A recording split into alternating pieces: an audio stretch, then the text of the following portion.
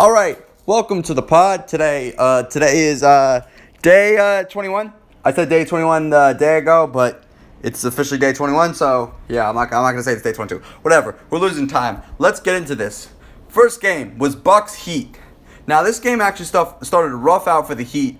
They did not lead, or they lead at the beginning of the first quarter, but they did not lead until the middle of the second. In the first quarter, they shot 38% from the floor, only had 19 points. That was a rough quarter for them, but they would rebound with 33 points in the second quarter. Overall, they shot pretty well from the game, 47% from the floor, having players such as Jimmy Butler shoot 4 of 6 with 17 points, Goran Dragic with 15 from the floor with 17 points, and Jay Crowder with 4 of 9 with 16 points. Which brings me to my next point. The Heat did not have a scorer who had 20 points, but they did have 6 guys who scored double digits tonight, and they at least all scored 12. All those players who scored double digits for them. The Bucks actually played their starters tonight reasonable minutes. Chris Middleton, he played 42 minutes tonight. Brook Lopez played 37 minutes. Eric Bledsoe played 36 minutes. That is huge. Even though they lost this game, at least he made that adjustment. I mean, it's kind of too late, but at least he made it before, I guess, they still lost the game, so it doesn't really matter. But, okay, so that's something of note.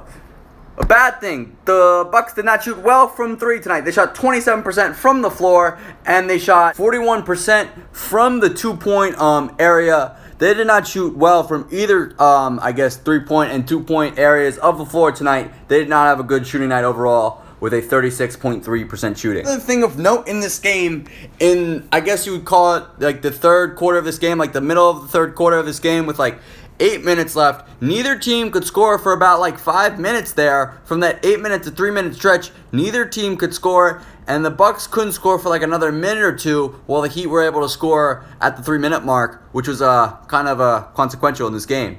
Another thing of note, the Heat did not waste their trips to the line, and they shot 22 of 24, which makes it 91.7% from the free throw line, while the Bucks, on the other hand, they did not have a horrible night from shooting from the free throw line, but they did shoot 73.1%, 19 of 26, which is pretty good, but when you compare it to the Heat, it really isn't that good, and I think it's something notable in this game.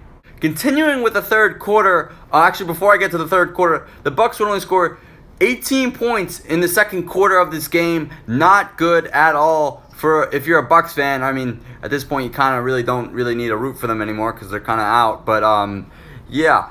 This game, due to the fact that, the Bucks were struggling from the floor besides from the first, due to the fact that both of these teams were not scoring a lot, this was a very, low-scoring game where it was 73-65 at the beginning of the fourth quarter. And then they would both turn on the scoring engines where the Heat would score 30 points and the Bucks would score 29. Another thing from this game, the Bucks would not capitalize on the Heat's turnovers in this game. The Heat would have 21 turnovers, yet the Bucks would only have 6 points off those turnovers.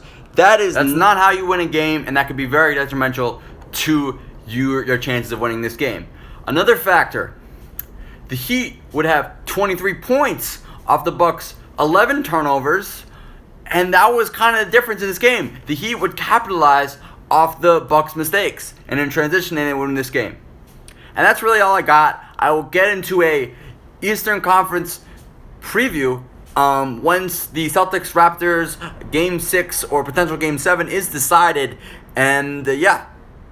Oh, also, before I go to Lakers-Rockets, as Giannis has said that he's going to stay there for another year, he's not going to request a trade because he is a free agent 2 years from now, which kind of begs the question, should you trade him or whatever. But Giannis says he's going to stay, and it looks like the Bucks are going to give it another shot. Budenholzer, he's not going to be the coach next year. It wouldn't be smart to have him as the coach next year, but I wouldn't personally have him as the coach next year. I don't know what the Bucks are thinking, but I wouldn't do that.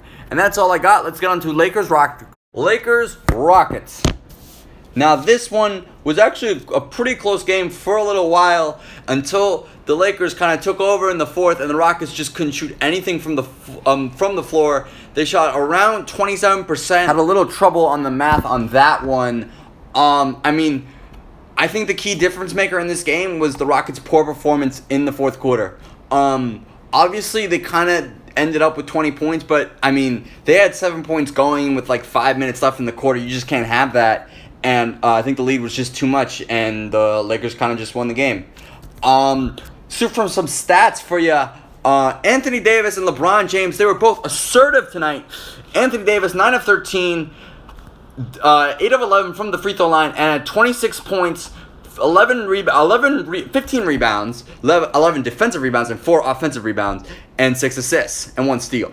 LeBron James, he played 38 minutes tonight, 13 of 23 from the floor, 4 of 9 from 3, 6 of 10 from the free throw line, and had 36 points. Now LeBron James, who was very good defensively in this game, he had 7 rebounds, 1 assist, and 4 blocks. He also had 5 assists in this game as well. A key player for the Lakers in this game was Rajon Rondo.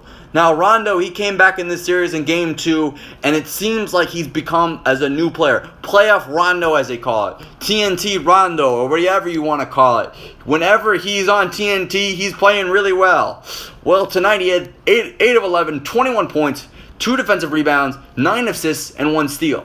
Now, it really is key for them because when LeBron is off the floor, Rondo controls the game, and those 9 assists came in handy tonight. He was +7 from the floor, and he was also shooting pretty well, which is the problem with him. His shooting is not that good, especially his three-point shooting. Tonight he was 3 of 5 from the floor. That is key for spacing purposes. The Lakers overall, they were shooting 55.1% from the floor, which was huge. 33% from 3. They weren't shooting that great from 3. They had some struggles, actually. Morris, I forget which Morris brother it is, was 0 of 4 from the floor. Danny Green was 0 of 3. Caldwell Pope was 2 of 9. And that was some struggles for the Lakers. And Kuzma was 0 of 2 from the three-point line. They did have some struggles, but LeBron had a 4 of 9 from three-point. And look, they were scoring a lot inside tonight, and that was huge for them in this game. Now on the Rockets side, Covington came in huge tonight. He left this game around like the 4 minute mark in this game because I forget what it was, but he banged. He banged into Anthony Davis on a play. Or I guess it was bang. I don't know what to call it. But let's run through some stats here. Russell Westbrook, he was 13 of 24 from the field, 30 points. James Harden, he was 11 of 22 from the field. And he had 4 of 9 from 3 and of 7 of 7 from the free throw line and had 33 points. Both Russell Westbrook and James Harden were a negative on the plus-minus scale. Russell Westbrook a negative 14 and James Harden a negative 7. I do disagree with that, though. I do not think they are the problem. Even though I do think Harden should be taking more shots, maybe you put Harden has like 26 shots instead of and Russell Westbrook has like 4 less shots or whatever. I don't know how the math works on that one, but like maybe James Harden needs to take like 5 more shots or something like that, and that's just like the split difference on that. I do think it's the Rockets bench, and I don't know how they're going to adjust because literally they have 6 guys, and it's very hard, especially with Daniel House out tonight. I mean, Jeff Green, he played well on the offensive end, 7 of 11 from the field with 16 points. I wouldn't say it's not really a mark against him defensively because, I mean, Anthony Davis is just a bad matchup for him. I mean, there's nothing really to it. I mean, I don't know how you're supposed to guard him without fouling him. But, I mean, no one else really contributed from the bench. Ben McLemore was 0 of 2, and Austin Rivers was 0 of 2. Austin Rivers, he continues to struggle during these playoffs. I mean, it's just, I don't know. It's just, maybe it's something wrong with his shooting. He just hasn't shot well in any of these playoff games. Something to note, Dwight Howard did not play tonight. He played in Game 2 of this series. I think the Lakers realized that they have to go small against this Rocket team, that they have to match him on the defensive end. Also, JaVale McGee only played 7 minutes. That is because he's not that good at guarding perimeter players.